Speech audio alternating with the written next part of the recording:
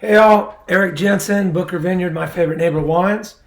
Hopefully this shit's working, but I guess we'll find out. I don't know how we'll find out, but I'm going to start today with my favorite neighbor. A little bit, first of all, about this wine and a little bit of my history about Paso. Um, why did I come to Paso? When I was looking for wine countries, I toured all of them, and this just happened to be the one where I was most comfortable. I'm going to be honest with you guys, it's very difficult because I'm looking at myself as I'm talking, and it's kind of fucking with my head. Uh, anyhow, Paso. Paso's the kind of place, as you can see behind me, you get a little bit of a view from the guest house here. It's the house my children grew up in. Great memories. Um, Paso is where everybody gets to be themselves. You know, you go to a lot of other wine countries or just a lot of other destinations, and you know, there's people wearing big watches or who knows. You know, a lot of people just kind of not being real. The big thing about Paso is everybody's very natural, normal, and I mean really natural too. Not not too hoity-toity. Um, so that's why Paso. In the last few years, obviously, most of you know Paso has taken off to be one of the great wine countries in the world. I believe probably in the next 3 to 4 years, we will be one of the great wine destinations anywhere in the world, period. We've got about 3 or 4 hotels being built downtown that are going to be right downtown, so you'll be able to hit all the restaurants, rooftop bars, great restaurants who, by the way, as we all know, and where you're at as well, are, God, my heart breaks for them. They're just struggling. Tonight, when I'm finished here, I'll head into town and pick up BL Brasserie, some salmon, French onion soup, croque monsieur for the kids, some other yummy things. So make sure you're supporting your local restaurants. Um, let's see what else the girls want me to talk about here. MFN, how did it start? So MFN, as a lot of you know, my true favorite neighbor was right just out the door here, La Venture Wines, Stephan Asseo. He always used to call me, Eric, this is Stephan, your favorite neighbor. And so when I wanted to do an homage to him for training me, him and Justin Smith from Saxon were the two mentors that I had. And I knew they would both be superstars, and they're both just, not only are they unreal human beings, but they are freakish farmers and winemakers. When I did this homage to Stefan, I wanted to call it My Favorite Neighbor. And I wanted it to be named after his, based after his estate cuvee, which is Petit Verdot, Cabernet, and Syrah. 3 varieties we do extremely well here. So, Cabernet, my favorite neighbor. Why would anybody in Paso ever try to do a cab? Doesn't Napa and Bordeaux have a lock on that? Well, the one thing we found out, I learned cab from some pretty cool cats up in Napa. Got a lot of great friends up there making wine. Benoit Tuquet and Tony Biaggi were always kind of cab winemaking mentors to me, as was Sam Kaplan. Juan Mercado at Realm was kind of the guy that brought me into the loop over there. But Benny and Tony really showed me a lot about Cabernet and the new style of Cabernet. And I realized when I was up there that Cabernet, it was grown best in clay soils, which Napa guys, if you're on here right now, you're all clay. I don't want to hear shit about heavy limestone or rock. Napa has these gorgeous clay soils, but and clay soils are, they hold water a lot more, so they get much bigger canopies. And with that bigger canopy, you don't get as much sunlight. You get controlled dapple light. And I'm not going to go into the chemistry of it, but Cabernet really likes that. It doesn't like to be overly exposed, whereas Rhones can be overly exposed. So I knew that we had a bunch of really badass sites like that here. And so I said, you know what? I'm going to try cab in the clay. And when I first did it, Tony Biaggi tasted it and he was absolutely blown away. He thought, holy shit, you guys can really, really do high level cab there. Since then, Tony is actually now making cab here and it's freaking off the charts good. He's consulting in a couple projects. He's doing more than just cab, but making some unreal wines in his own right. So anyways, why don't we start with this wine? Quit bullshitting. Let's get some of this wine in these lips. So, you know, I'm not huge on noses. You guys might be.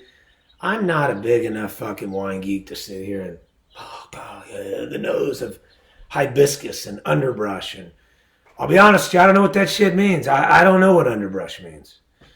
Fuck, don't even really know what hibiscus is, to be honest with you.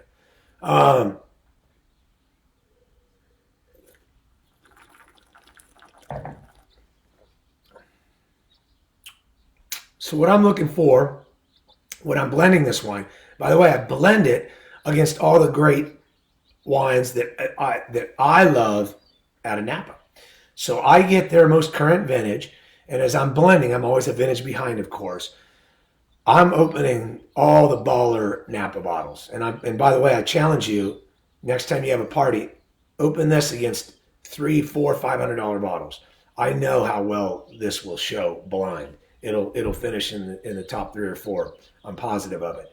I'm not going to go into why I'm so sure of it, but from an olfactory sense point, the one thing you notice when you first taste is this wine hits you and it's very soft and seamless, and it flows across your palate all the way to the finish with no rough edges, and that's very important. So that's all I look for is I'm blinding wines. I'm tasting, hey, what wine? The wines I remove from the blind tasting are wines with, you know, maybe a little bit of astringency, a little bit of herbaceousness or green flavors, which a lot of you may love. It's just not my gig. I'm looking for the most seamless wine. Once it hits my mouth, flows across my mid palate, how soft is it? And the way we get that soft is it's kind of what we would call colloidal mass. A lot of guys try to call it their bound anthocyanin and tannin, but they're really not up to date when they say that. That's one small factor. It's the overall mass of the wine, which comes from glycerol, alcohol, a bunch of different things. But a very important part of that is that bound anthocyanin to tannin index. That's that softness and seamlessness across the mid palate. The greatness about this wine right now is it's finishing, to me, I don't know about you guys, it's finishing almost like a big chocolate espresso type finish. And it's lingered as long as I've talked since that first sip, so about 2 minutes. And as we do this virtual tasting, by the way, virtual tasting, man. So I thought, sure as shit, I was going to show up here, and they were going to give me like these Oculus goggles. And for the life of me, I didn't know how the fuck we were going to do this thing. Like, how do I fake about the wine? How do I know? I was thinking like this was some virtual reality. Maybe I was going to get to see all you guys out there. So shit, this is weird. I'm just talking and you guys see it, but that's what I thought a virtual tasting was. Told you I'm just a farmer. But anyways, I'm getting really cool notes on the finish. Big chocolate, long length of that.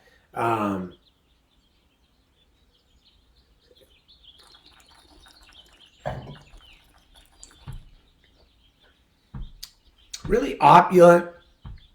Compared to, say, my Harvey and Harriet, which is way more kind of black fruit to me.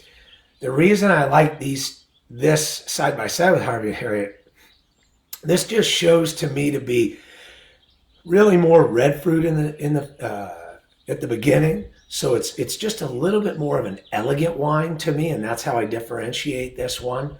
But I love the red fruit at the start. The length is long. Gorgeous long finish. I'd love to hear what some of you guys say. And by the way, fuck, I got the virus. Just kidding. I didn't mean that. That's a bad joke. But the one funny thing about that is everybody's freaking out. Like everybody in my household, every time they cough, they're like, and I know you are too, like, oh shit, I got a headache. I got this thing. And what else it's doing is it's creating this bullshit excuse that might last forever. And that excuse is with partners. So, and with kids. My kids, they ain't lifting a damn finger around the house. Dad, I got a sore throat. I got a cough. Even my wife yesterday, she goes, hey, I need you to sleep in a different room. You know, I think I'm coming down with something, man. I hope I don't got this thing. Man, I snuck in that damn room and creaked the door, and she's eating out of a damn thing of ice cream, laughing, watching one of her girly shows, and she sees me and grabs a wet towel and puts it over her head. I mean, I've been fighting through headaches, I'm tired, stuff like that my whole life. Now I got to fight through this? Some bullshit. All right. What other questions did the ladies want me to ask? Vineyards. Where do we purchase this? So obviously Booker's a Rome estate. Not obviously, but we are. How would I create this wine that you guys are going to start seeing a lot of? How would I grow it and not make it suck? What kills great brands? Scale, size. It kills them, right? Because they lose focus of what's important. So how will I grow this and make it as good or better every year than it was the last year? I'll tell you, it's going to be easy. I went and gobbled up the best vineyards in Paso Robles on the west side. All the other guys that are scaling wanted to scale all these, they wanted to scale different types of brands. I'm going to leave it there. Not my style. I wanted to scale something that I would put in a blind with my mentors at Realm, at Hourglass, at Scarecrow, at Thomas Brown's Wines, Staglin's Wines, a lot of these, Fern Frias's wines. That's who I wanted to stand up next to. Well, how was I going to do that? Well, if you look behind me, Paso, all it is these rolling huge hills. And so I went to all these clay sites that nobody wanted. Everybody wanted chalk in Paso. So what I did is I went and I gobbled up all these clay sites that nobody wanted to make wine from because they were clay. And so now I got unlimited grapes, mostly Cabernet and Petit Verdot, from some of the world's greatest vineyards. So like a little kid, I'm getting giddy. Wait till you guys try the 18. Shit, the 18 is so legit. So I'm coming out of my skin. The best is yet to come. So we've got Denner. And most of you know Anthony at Denner. Aaron does a great job farming. I got a guy named Mike Ferlotti at Gateway, which is one of my greatest sites. It's right behind us. And Mike is such a star, does whatever I ask him. These are all organically farmed vineyards, by the way. And I don't bullshit. I show up and I make these guys. I check their chemical sheds. I'm relentless with that. I got Hawks Hill up in the Adelaide. I got Moon Springs, which will be one of the greatest vineyards in the history of California, I believe. They have done more technology going into this site. I know what my berry size is. I know when exactly a plant drinks and how much it drank and for how long. I've got what we would call dendrometers measuring the circumference of the grape, so I know if it's shriveling, dehydrating.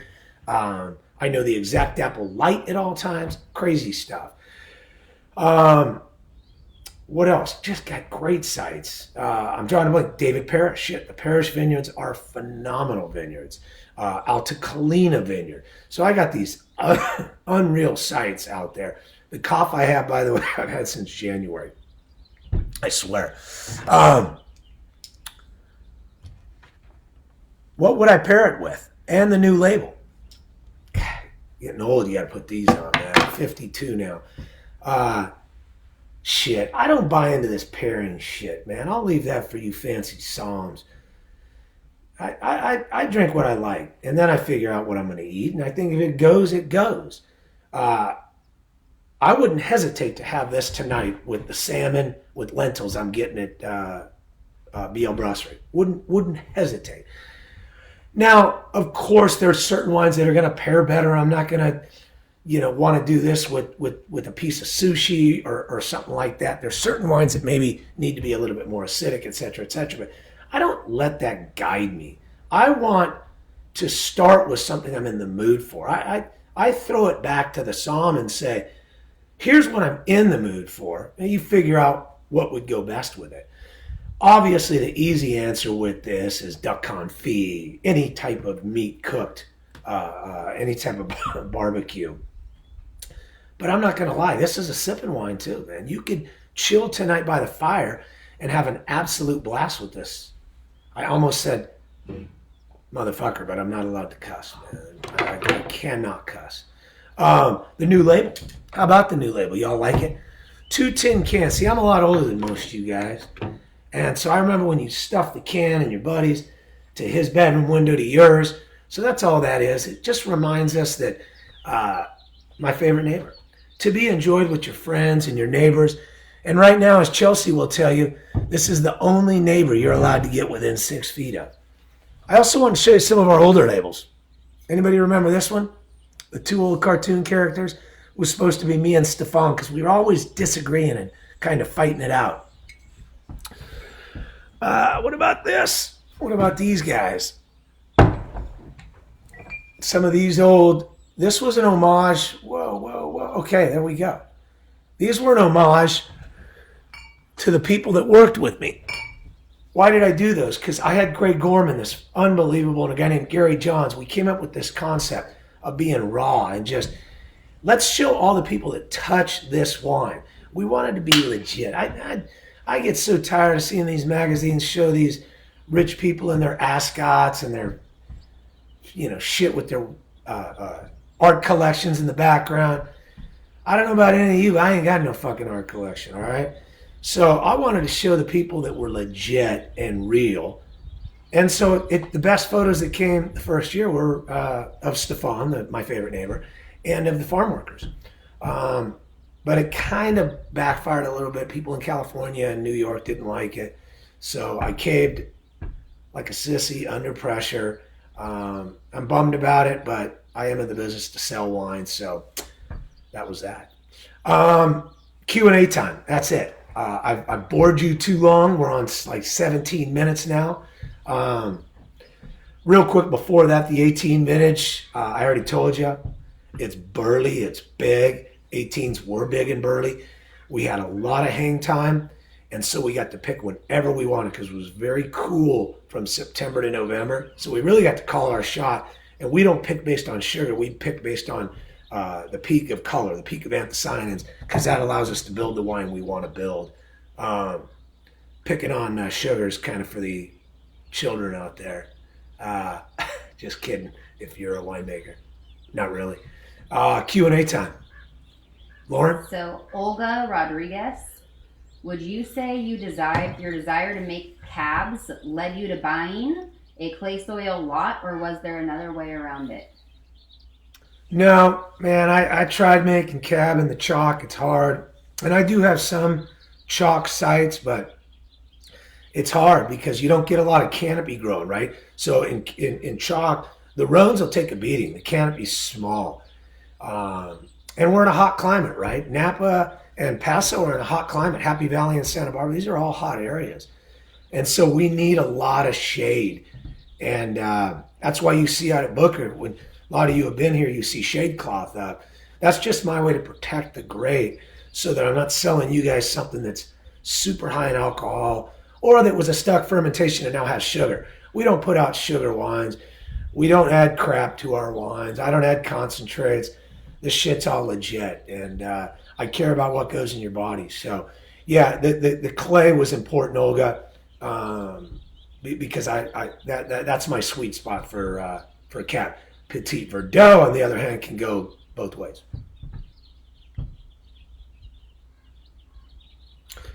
Jesus, folks, we got one question. I love you. And that question seemed to be staged a little bit. That's it, man. You guys know I appreciate you all. You guys are very important to me. I apologize if I cussed. On my live Instagram, I have not been cussing. I've been very good. Lauren, next week. So next week, we're going to do fracture. So I promise to maybe be more insightful, talk a little less crap, be less angry, take that chip off my shoulder. But in the meantime, you all now have a bottle of wine open. Fuck it, let's drink. See y'all. Love y'all. Thank you very much. Appreciate the support. Be healthy. Be well.